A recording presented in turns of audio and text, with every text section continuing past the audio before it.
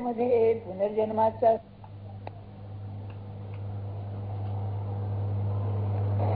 बरोबर आहे.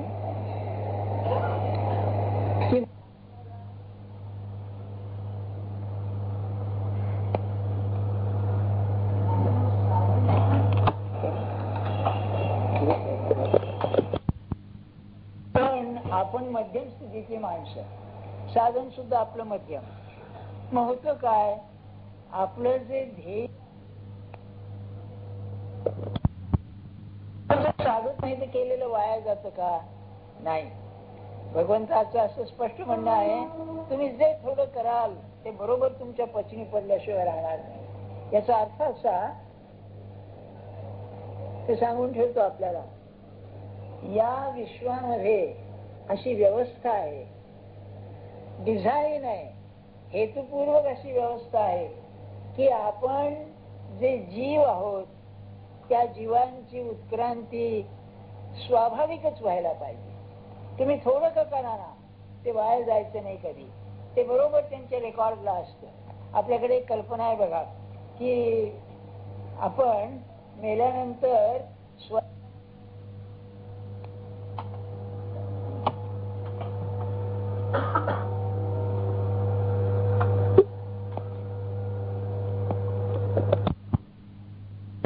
असं म्हणतात. सांगण्यात येतो काय, याचा अर्थ काय, हे पौराणिक एक्सप्लेनेशन झालं त्याचं. याचा अर्थ असा की जीव जे परमार्थाच्या बाबतीत करतो ते कधीही वाया जायचं नाही. थोडस काय होत या जन्मी नाही तर पुढच्या जन्मी, काय हरकत आहे त्याला. किंबहुना हा आशावाद अतिशय महत्वाचा आहे. जर सगळं इथे संपत असतं तर पुढे चालणार कसं? नाही, तो आपला विषय झाला. आज आता काय होतं, असं अनेक जन्म माणूस साधन करीत राहिला म्हणजे काय होतं, काय ते ज्ञानेश्वर महाराज सांगतायत. म्हणाले, जे वर्ष शताची या कोडी, जन्म सहस्राची या आडी, लंघिता पातली थडी आत्मसिद्धीचे. अनेक जन्म, आता त्यांनी जन्म सहस्र म्हटलेला आहे, कोणाच किती जन्म येत आहेत, तेव्हा अनेक जन्म झाले, अनेक साधनं झाली. या साधनांचं सगळं फळ आपल्याला मिळालं आणि आत्मसिद्धी झाली. बरे का, ह्याच्यामध्ये दोन गोष्टी आपण लक्षात ठेवल्या पाहिजे. माणसाच्या मनाच्या धर्मावरती ती अवलंबून आहेत. एक अशी, माणसाला अनंत प्रतीक्षा पाहिजे. प्रतीक्षा पाहिजे म्हणजे वेटिंग पिरियड. बरं का, कोणत्याही धंद्यात बघा, डॉक्टर म्हणला, वकील म्हटला, त्याला थांबावं लागतं काही दिवस, होय ना. तेव्हा हा प्रतीक्षेचा जो काळ आहे तो परमार्थात सुद्धा आहे. असा प्रश्न आहे ना, अहो किती दिवस थांबायचं असा प्रश्न आहे की नाही. तर अनंत प्रतीक्षा पाहिजे. अनंताला भेटायचं आहे ना, परमात्मा अनंत आहे, त्याला अनंताला भेटायचं असेल तर अनंत प्रतीक्षा पाहिजे. म्हणजे कसं, एक रामकृष्णांनी गोष्ट सांगितलेली आहे ती अशी, की एकदा नारद चालले होते भगवंताकडे. तेव्हा वाटेमध्ये एक योगी बसलेला होता ध्यान करीत. तेव्हा त्याने विचारलं की बा तुम्ही कुठे निघाला? म्हणले भगवंताच्या दर्शनाला निघालो. पौराणिक गोष्ट बरं का. तेव्हा म्हणाले, भगवंता असं विचारा की इतके जन्म गेले, चाललाय माझा अभ्यास, आणखी किती जन्म आहेत कोणास ठाऊक. तेव्हा बरं म्हणाले. त्याच्या पुढे गेल्यानंतर एक असा खुश मिजाज माणूस होता, तब्येतीने आराम असलेला. तोही म्हणाला, आपण कुठे निघाला? ते म्हणाले, बाबा भगवंताकडे चाललोय. विचारा म्हणले, मी आपल्या एक माळ जप करतो, बाकी काही करीत नाही. ते म्हणले, मला केव्हा मुक्ती मिळेल विचारा. बरं म्हणाले. आले परत आले तेव्हा योगी भेटला. भगवंत काय म्हणाला? ते म्हणले, हे वरती झाडाची पानं आहेत. सॉरी, उलट झालं. ते म्हणले, तुला आणखी 3 जन्म घ्यावे लागतील. अरे बापरे म्हणाला, इतके जन्म गेले तर 3 आणखी पुन्हा व्हायचे, असं तो म्हणाला. तो पुढचा मनुष्य होता, तो आपल्यापैकी होता. तेव्हा स्नान झाल्यावर एक माळ जप करायचं.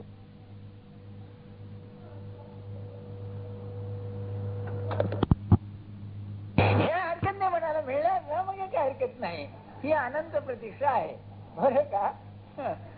मग त्यात सुद्धा गंमत आहे. अनंत प्रतीक्षा ज्याची तयारी झाली त्याला तात्काळ आहे, या जन्मातच आहे. म्हणून समर्थांची एक ओळी आहे दासबोधामध्ये, याच जन्मे येण्याची काळे, संसारी होई जे निराळे, मोक्ष पावी जे निश्चय स्वरूपाकारे. ह्या जन्मातच शक्य आहे. मग मी तुम्हाला गमतीने सांगतो ना, मद्रासी स्पिरिट पाहिजे. परीक्षा पास होते म्हणजे काय, 10 पेपर दरवर्षी एक एक पेपर करीत जाईन, त्याला काय झालं. बरं नापास झालं तर पुन्हा बसले, फीचाच प्रश्न ना, ते चालेल म्हणले, त्यात काय आहे, नोकरी करून शिकायचं तर असणारच. सांगण्याचा हेतू काय, असं ज्ञानेश्वर महाराज म्हणतात. अनेक जन्म झालं, अनेक जन्म नाही इतका अभ्यास झाला आणि मग आत्मसिद्धीपाशी आला. म्हणून साधन जात आघवे, अनुसरे त्या स्वभावे, मग आयतीये पैसे राणीवे विवेकाचे. अशा माणसाचं जे साधन असतं तो त्याचा स्वभाव बनतो. फार छान ज्ञानेश्वर महाराज म्हणलंय. म्हणजे कसं, एखाद्या माणसाचं बघा, बौद्धिक म्हणून जे असतात बरं का, बुद्धिप्रधान, ज्याला इंग्लिशमध्ये इंटेलेक्च्युअल्स असं म्हणतात, त्यांना काय जन्मभर अभ्यास करीत राहतात. त्या अभ्यासाचा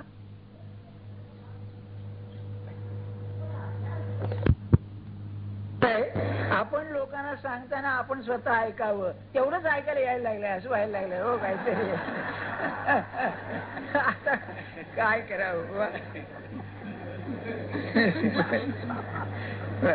तेव्हा सांगण्याचा हेतू काय की त्या साधनाबद्दल आपला देह स्वभाव बनणं ही साधनाची परिसीमा आहे. हे ध्यानात ठेवा. आपण साधन करावं लागत नाही, साधन हा स्वभाव बनतो. स्वभाव म्हणजे अंगभूत होतं, ते इतकं त्याच हे आहे. म्हणजे पुन्हा पुढे ते अनावर होतं साधन, अशी स्थिती होते. काय सांगू आपल्याला, विषयी विसर पडला निशेष, तुकाराम महाराजांचा अभंग आहे. अंगी ब्रह्मरस ठसावला. बघा बरं काय म्हणाले, दृश्य जे आहे सगळं ते विसरलं, निशेष विसरलं. विषयी विसर पडला निशेष. बरं अवस्था काय झाली, अंगी ब्रह्मरस ठसावला. म्हणजे प्रपंच सगळा विसरून गेला, जाऊच द्या, शरीर माझं भरून गेलं नुसतं ब्रह्मरसानं. माझी मज झाली अनावर वाचा, छंद या नामाचा घेतला असेल. ही अवस्था आहे. ब्रह्मरस झाल्यानंतर सुद्धा, आग भरल्यानंतर माझं नाम मला अनावर होत आहे याची कल्पना करा. मी नको म्हणलं तरी ते होत आहे, इतकं ते तादात्म्य त्याला पावतं. म्हणून म्हणाले त्याचा तो अनुसरे, म्हणजे ते साधन आहे, ते साधन त्याच्या मागे जात अशी अवस्था होते. बर पाठी विचारत या वेगा, तो विवेक होई ठाके मागा, मग अविचराणी येते अंगा घडवून जाय. काय आहे हेही सांगून ठेवतो आपल्याला. काय हो साधनाने काय साधायचं शेवटी, तर माणसाचा जो प्राण आहे, देहबुद्धीचा म्हणा किंवा त्याच्या माणूसपणाचा विवेक, बुद्धीचं काम, तो विवेक भगवंताने भरून जातो. यालाच ध्यान धारणा चिंतन असं म्हणतात. तत्चिंतनम तत्कथनम याचा अर्थ हाच आहे. रात्रंदिवस दुसरं सुचत नाही. तिन्ही अवस्थामध्ये त्याच्या बुद्धीला दुसरा विषय न राहणं ही ती अवस्था आहे. बरं असं आपण विचार करा, एखादी काळजी लागली म्हणजे कसं सारखं डोक्यात राहतं, तसं त्याची अवस्था होते. आणि ती अवस्था झाल्यानंतर जे परमात्म स्वरूप आहे, विचाराच्या पलीकडे असणार, ते अंगी घडतं, म्हणजे त्याच्याशी तादात्म्य पावतो. पुढे म्हणाले तेथ मनाचे मेहुडे विरे. आता काय होतं मग, बुद्धीचं झालं, रात्रंदिवस चिंतनात राहतो, पण मनाचं काय होतं तर मेहुडे विरे. पवनाचे पवनपण सरे, आपण मुरे आकाशरी. म्हणजे त्याचं मन हे जणू काही ढग आहे. हा ढग वासनात्मक असल्यामुळे परमेश्वरावरती झाकण केल्यासारखा होतो. ते नाहीसं होतं. ते नाहीसं झाल्यानंतर त्याच्या ज्या प्राणाच्या क्रिया असतात, पवन म्हणजे प्राण, त्या पवनाच्या क्रिया सगळ्या जुळून जातात. आणि पंचमाभूत ही आकाशातून आलेली पुन्हा आकाशात जशी विरून जावी, त्याप्रमाणे हा शून्य होऊन जातो. म्हणजे मी पण नाहीसा होतो, परमात्म स्वरूपाशी तादात्म्य पावतो. प्रणवाचा माथा पुढे येतुरे अनिर्वाच्य सुख जोडे, म्हणून आधीचे बोल बोलू त्या लागे. आपल्याला माहिती आहे मागच्या जो आपल्या 2-3 रविवारात की शेवटी तो प्राण जसो कुंडलिनी शक्ती मेंदूमध्ये जाते, सहस्रदल चक्रामध्ये जाते आणि तिथे गेल्यानंतर ओंकाराची जी अर्धमात्रा असते ती अर्धमात्राशी हा तादात्म्य पावतो. याचा अर्थ असा की शेवटी तो ब्रह्मस्वरूप होतो. बरं, ब्रह्मस्वरूप झाल्यामुळे अनिर्वाच्य सुख जोडे आनंद स्वरूप होतो. आनंद स्वरूप झाल्यानंतर मग आणखी काही मिळवायचं बोलायचं उरत नाही, माणूसपणाच्या पलीकडे तो जातो. बर, ऐसी ब्रह्मीची स्थिती जे सकळा गतीसी गती तया अमूर्ताची मूर्ती होऊन ठाके. परमात्मा स्वरूप अमूर्त असलेलं तो प्रत्यक्ष अमूर्त स्वरूप स्वतः बनतो. काय होतं मग, ही जी ब्राह्मी स्थिती आहे, ही ब्राह्मी स्थितीच्या पलीकडे आणखी काही मिळवायचं आहे, गतीची गती असं काही उरत नाही. बरं का. पुढे म्हणाले, तेने बहुती जन्मी मागिली विक्षेपांची पाणीवळी झाडिली मग उपजत खेळ बुडाली लग्न घटिका. असं आहे, लग्न घटिका म्हणजे पूर्वीची घड्याळ, त्या घड्याळामध्ये ते रेती सारखी अशी खाली पडायची. ते लग्न घटिका आलिष्ट करतात ना, ते काय असतं, तो मुहूर्त झाला साधला की संपली, लग्न घटिकेचं महत्व गेलं.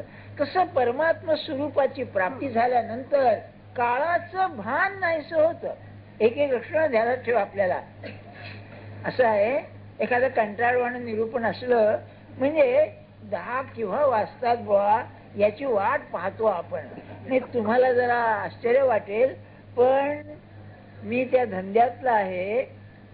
जर विषय कठीण असला आणि शिकवायला लागलं तर पोरं सारखी घड्याळाकडे बघायची, घंटा केव्हा वाजते आणि यांचं चराट केव्हा थांबते एकदा. बरं का. हे जसं तसं काळाचं भान नाहीसं होतं. म्हणजे भगवंताच्या चिंतनामध्ये किती वेळ गेला याचं भान उरत नाही. आणि ही एक खूण आहे. प्रेम कशामध्ये आहे, प्रेमाचा विसर, आपल्या काळाचा विसर पडण्यामध्ये प्रेम आहे. आपल्याला भवभूतीचं मी सांगितलं ना, उत्तर रामचरित्रामध्ये वर्णन की राम आणि सीता रात्री गप्पा मारताना अविदित गत यामा रात्री रेवाम व्यवसी, म्हणजे केव्हा रात सरली याचं त्या गप्पामध्ये त्यांना भान नसायचं. हे जसं तसं परमात्म स्वरूपाच्या चिंतनामध्ये माणसाला भान उरत नाही. ही एक खूण आहे बरं का.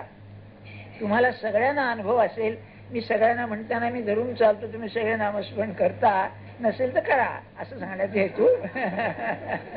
बरं का.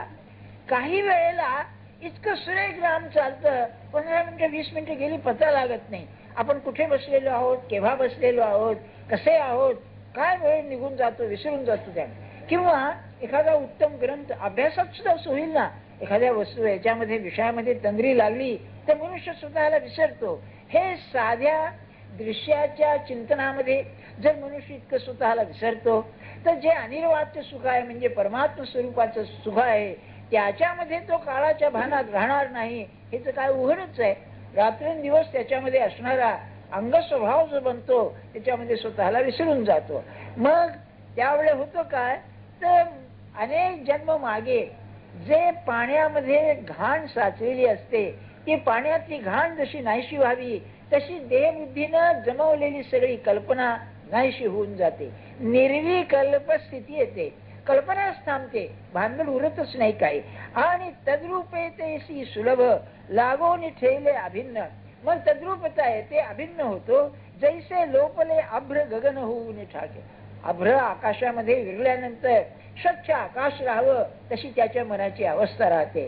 तेथ विश्व जेथ होये मागवते जेथ लया जाये तेथ विद्यमानेची देह जाहला तोगा.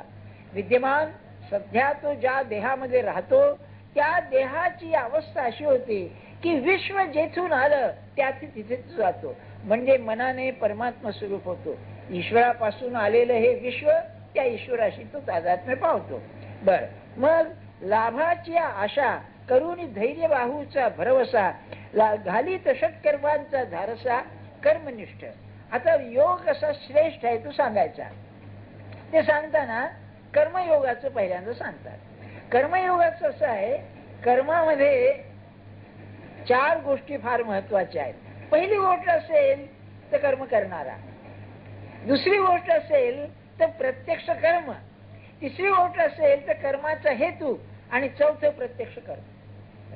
ह्या 4 गोष्टी असल्याशिवाय कर्म कशा करता करतोय, कर्म करणारा कोण आहे, कर्माचा हेतू काय आहे, इतकंच नव्हे प्रत्यक्ष कर्म, अशा सगळ्या गोष्टी एकत्र आल्याशिवाय कर्म घडत नाही. तर ह्यांना असं म्हणायचं आहे की या सगळ्या गोष्टी कर्मनिष्ठ मनुष्य करतो त्याही पेक्षा योग श्रेष्ठ आहे. कारण या 4ही गोष्टी मनासारख्या जमणं कर्मामध्ये फार कठीण आहे. एक साधी गोष्ट घ्या, हे कर्नाटकामध्ये मांडे म्हणून करतात काही, बरं का. ते एक असं मडकं असतं, त्या मडक्यावरती ते संबंध पोळी जशी आपण लाटतो ना तसं पातळ त्या कणिक लाटून त्याच्यावरती ते भाजतात. ते मला असं वाटलं किंवा मग असं मुंबईमध्ये आपल्या घरात का असं करीत नाहीत. तेव्हा ती करणारी बाई काय म्हणाली की याला विशिष्ट तऱ्हेचं गहू लागतो, विशिष्ट तऱ्हेचं त्याला ते भिजवावं लागतं, त्याशिवाय ते होत नाही. म्हणजे याचा अर्थ असा की कर्म करताना कर्माची जी साधनं आहेत ती साधन जर योग्य नसेल तर कर्म नीट होणार नाही. साधी गोष्ट आहे, पुरुषांच्या बाबतीत मी म्हणतोय, तुम्ही दाढी करताना कोणचं ब्लेड वापरता यावर कापणं न कापणं अवलंबून असतं, हो नाही का. जिलेटचं असेल, नाही तर मग हिंदुस्थानामध्ये पुष्कळ नवीन निघालेली आहेत की एक विद्युत म्हणून मिळाल, ते विद्युत सारखंच कापून जातो ब्लेड ते, बरं का. हो, साधन चांगलं पाहिजे ना. नाही असं समजा डॉक्टरला इंजेक्शन द्यायचं आहे आणि तुम्ही ती सुई जर उकळलेली नसेल तर मग ती कशी उपयोगी पडेल. तर कर्माच्या पुष्कळ अडचणी असतात. कर्माला काळ, वेळ, स्थळ हे सगळं फार अवश्य असतं. तेव्हा कर्मनिष्ठाचा हा दोष सांगतात. पुढे म्हणाले, जे एक वस्तू लागी बाणोनी ज्ञानाची वज्रांगी झुंजत प्रपंचेसी समरंगी ज्ञानी येतो. बरं, ज्ञानमार्ग म्हणावा तर ते वज्रांगी म्हणजे याचा अर्थ असा चिलखत घातल्यासारखं आहे ज्ञानाचं. पण काय आहे, ज्ञान ज्या बुद्धीमध्ये राहते ते ती बुद्धी जर तितकी सूक्ष्म आणि स्थिर नसेल तर ज्ञान टिकत नाही. एक उदाहरण घ्या आपण, हा रामकृष्णांचं दृष्टांत सांगतो आपल्याला. एक पोपट होता एकाच्या घरी, त्या पोपटाला राम राम म्हणायला त्यांनी शिकवलं. तर तो काय जो येईल त्याला राम राम म्हणायचा. अरे बा काय पोपट आहे बा म्हणले, बरं का.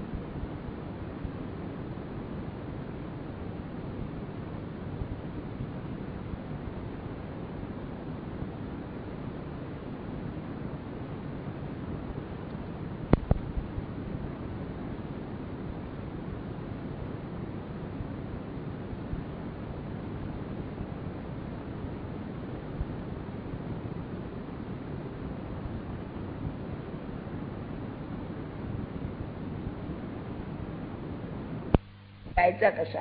आणि महाराज म्हणायचे मला विद्वानांची घाण येते राम राम राम. आता बघा, कारण जितका तो अतिशय बुद्धिमान विद्वान तितका तो स्वार्थी असतो. स्वार्थी म्हटल्यानंतर त्या बुद्धीचा याचा काय उपयोग आहे. त्याला नुसतं याच्यात पाहून घ्यावा तुम्ही. कलावंत सुद्धा पुष्कळ असेच असतात. फार थोडे कलावंत जे या घाणीतून बाहेर पडलेले असतात. म्हणजे बालगंधर्वांच्या चरित्रामध्ये ते ग्रहस्थ पुण्याला नाटक कंपनी असताना मुंबईमध्ये त्या गोवर्धनकडे इकडे अभक्ष भक्षण करायला यायचे, दारू पिणं वगैरे. त्यांच्या चरित्रात आहे, माझ्या पदरचं नाही. हा काय असेल मला सांगा. अशा माणसाविषयी तुम्हाला हा काय वाटेल. तर ते कसं होतं, पूर्वी एक सारिडॉन म्हणून जाहिरात यायची, गोळ्या असायच्या. डोकं दुखायला लागलं म्हणजे त्याच्यावरचे उपाय म्हणून असायच्या. त्याचं जे चित्र असायचं ते कसं, बाकीचं अंग लहान आणि डोकं एवढं मोठं, बरं का. म्हणजे ते दुखतंय म्हणून असं दाखवायचा हेतू त्याचा. तसं हे इंटेलेक्च्युअल्स म्हणजे तथाकथित ज्ञानी असतात. त्यांची बुद्धी, त्यांचं बोलणं चालणं तेवढ्या पुरतं पाहून घ्यावं, बाकीचं बघू नये काही. बरं का, एका मी निरूपणकाराची गोष्ट आपल्याला सांगितली होती ना, गेल्या पिढीतल्या अतिशय प्रसिद्ध निरूपणकार. 1.5 2 तास ते बोलायचे. काय पाठांतर विलक्षण असे. मोह टाकून संबंधीच्या सभेवर मोह टाकल्यासारखा टाकायचे.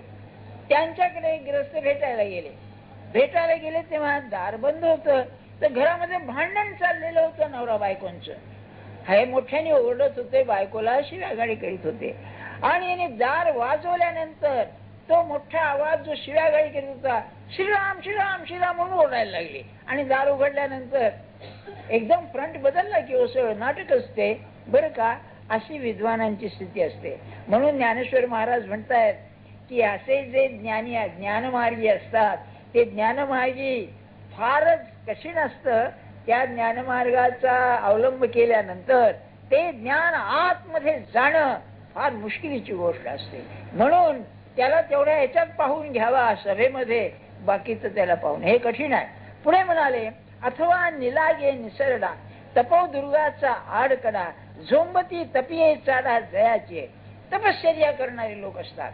बरं का, ते तपश्चर्या करणारे लोक, त्यांची फार खुबी आहे सांगण्याची. एक पर्वताचा कडा आहे, तो कडा धोकादायकच असतो.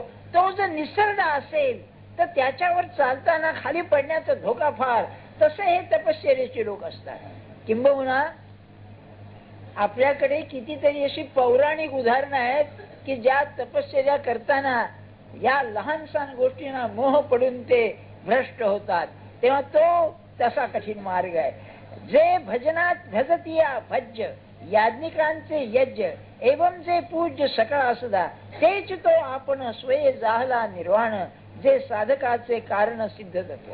मग हे सगळं जे पुण्य मिळवायचं, यज्ञ करा, तप करा, काय ज्ञानमार्गाने जा, हे सगळं करून जे मिळवायचं, ते म्हणाले मिळवण्याला जे प्रयत्न करतात. म्हणून कर्मनिष्ठा वंद्यू तो ज्ञानियांचा वेदू तापसांचा आद्यू तपोनाथ. हे सगळं करायचं कशा करता, तर परमात्माचा जो संगम आहे तो संगम भावा म्हणून करायचं. पण जीवात्म परमात्मा संगमा जयाचे येणे जाहले मनोमार्गा ते शरीराची परी महिमा ऐसा पावे.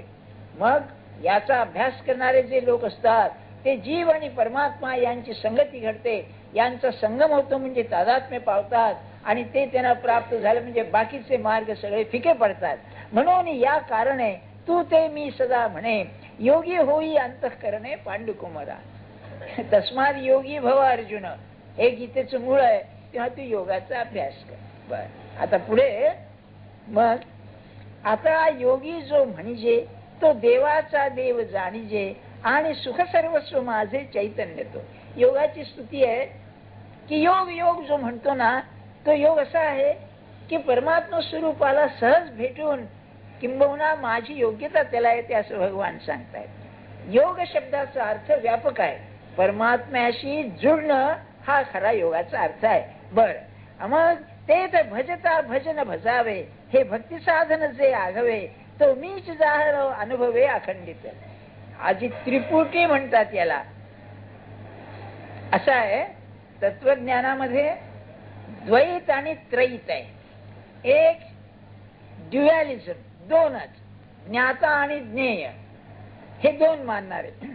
आणि एक तीन मानणारे, ज्ञाता ज्ञेय आणि ज्ञान. तर हे ज्ञान म्हणजे तीन आहेत ना, याला आपल्याकडे त्रिपुटी असं म्हटलेलं आहे. ते त्रिपुटीमध्ये भक्तीच्या मार्गामध्ये भजन, भजन का ज्याच्या भजन करायचं ते आणि भजन करणारा, हे तिन्ही जे आहेत हे तिन्ही मीच व्यापून टाकतो. म्हणजे परमात्मा स्वरूप तिन्ही मध्ये आल्यानंतर वेगळे पण असं राहत नाही. मग तया आम्हा प्रीतीचे स्वरूप बोली निरोचे ऐसे नवे गाते साचे सुभद्रापते. मग याच्यामध्ये मी वेगळा, भक्ती वेगळी, भक्त करणारा वेगळा, हे असं राहतच नाही. एक रूपच होतं. तया एक वटली या प्रेमा जरी पाडे पाहिजे उपमा तरी मी देह तो आत्मा हेच होय. म्हणारे याच्यामध्ये भेदच करायचा झाला तर एवढंच सांगता येईल की मी त्याचा देह आणि माझा आत्मा असेल तर तो योगी आहे. इथपर्यंत विषय संपला. बरं का. आता त्यांचा उपसंहार आहे ज्ञानेश्वर महाराजांचा. ऐसे भक्त चकोर चंद्रे बोलिले गुणसमुद्रे त्रिभुवनैक नरेंद्रे संजयो म्हणे. संजय म्हणाला भक्त चकोर चंद्रे. चकोर पक्षाची गोष्ट अशी आहे की आपल्या चंद्र उगवला तर त्या चंद्राच्या किरणांचं तो सेवन करतो. काय चकोर सेविजे वाळवंटे, वाळवंटातली रेती खाणार नाही, चंद्राचे किरणच सेवन करील. मग भक्त चकोर चंद्रे म्हणजे भक्तांना चकोराप्रमाणे असणारा परमात्मा. ही श्रीकृष्णाचा गुणधर्म आहे की आपल्या भक्तांना ज्याप्रमाणे चकोर चंद्राला पाहिल्यावरती प्रसन्न होतो, त्याचीच किरण सेवन करतो, त्याप्रमाणे मला भक्त इतका चाहतो माझ्याशिवाय तो जगू शकत नाही. म्हणून भक्त चकोर चंद्रे बोलिले गुण समुद्रे. सबंध गुणांचा साठा असणारा असा मी किंवा असा परमात्मा त्रिभुवनैक नरेंद्रे संजयो म्हणे. असं तो बोलला. त्रिभुवनामध्ये सर्वात श्रेष्ठ असा हा नरलोकामध्ये श्रेष्ठ असणारा हा श्रीकृष्ण बोलला. तेच आदिलापासून पाडे ऐकीचे ऐसिया ऐसेची आस्था पावे दृढावले ते यदुनाथा भाव सरळे. म्हणजे इतकं तू सांगत असताना बरं का अर्जुनाला अशी इच्छा झाली की श्रीकृष्णाने मला हे सांगितलं हे माझ्या आचरणामध्ये यावं की सावियाची मनी संतोष आला. क्षणभर मनामध्ये खुश झाला. जे बोला आरिसा जोडला तेने हरिखे आता उपलवला निरूपिल.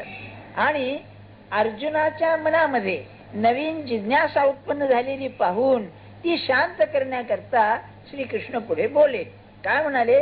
तो प्रसंग पुढा आहे पुढा जेत शांत दिसेल उघडा परी पाविजेल प्रमेय बीजांचा. तर तो जो काही संवाद पुढे होणार आहे तो जसा एखाद्या साठ्यामध्ये धान्य साठवण्याच्या ठिकाणी धान्य साठवावं तसा अर्थानं भरलेला असा हा संवाद आहे. मी जरा घाई करतोय. घाई म्हणजे कसा की तो काय विषय आहे तो मला पण सांगायचा आहे. म्हणून जे सात्विकाचे निवडपे गेले आध्यात्मिक खरपे सहजे निरोळ वाफे चतुरचित्ताचे. एक बागेचा दृष्टांत घेतात. त्या बागेमध्ये असणारी जी जागा आहे ती पहिल्यांदा साफ करून त्यामध्ये निरनाळे वाफे म्हणजे ते चौकोनी हे करतात ते केले. तसे यामध्ये येणारे सगळे जे अडचणी आहेत त्या अडचणी नाहीशा करून भगवंतांनी नवीन संवाद निर्माण करण्याकरता वाफे तयार केले. वरी अवधानाचा वापसा लाधला सोनया आईसा पेरावया दिवसा श्री निवृत्तीशी. निवृत्तीनाथ मला हे सांगणार पुढे नवीन काय आहे ते करण्याकरता सुपीक जागा चांगली पाहिजे ती त्यांनी तयार केली. मग ज्ञानदेव म्हणे मी चाडे सद्गुरूंनी केले कोडे माझा हात ठेविला ते पुढे बीज जाईले. मग त्याच्यामध्ये बी टाकायला पाहिजे. तर बी टाकायला जे यंत्र म्हणा किंवा ते हे असतं त्याला चाडे म्हणतात. तर माझ्यावर कृपा करून माझ्या निमित्तानं हे परमार्थाचं बी निवृत्तीनाथाने पेरलं. मग म्हणून येणे सुखे जे जे मुखे जे जे निघे ते संतांच्या हृदयी साचची लागे हे असो सांगो श्रीरंगे बोलिले जे. असं असल्यामुळे माझ्या तोंडाने जे जे निघतं ते संतांना आवडतं. याचं कारण परमात्मा श्री निवृत्तीनाथ माझ्या मागे आहे. परी ते मनाच्या कानी ऐकावे बोल बुद्धीच्या डोळ्यात देखावे हे साठवाटी घ्यावे चित्ताची आत. मग हे जे आता पुढे सांगणार मी भगवंतांनी सांगितलेलं ते आपल्या मनाने तर घ्याच मनाच्या कानी ऐकावे. याचा अर्थ असा तुमच्या कानामध्ये तुमचं मन येऊन बसावं म्हणजे एकाग्र मनाने ऐका. बुद्धीच्या डोळा देखावे. ज्ञान ही दृष्टी आहे तेव्हा आपल्या बुद्धीनं ह्याचं आकलन करावं आणि मग त्या चित्तामध्ये ते रुजवावं. अवधानाचे नि हाते नेयाळे हृदया तुते हे रिजवील आयनी ते सज्जनाचे. सज्जनांच्या हृदयाला आनंद देणार हे तुमच्या हृदयामध्ये हे लक्ष देऊन न्या. अवधान म्हणजे लक्ष देऊन न्या. मग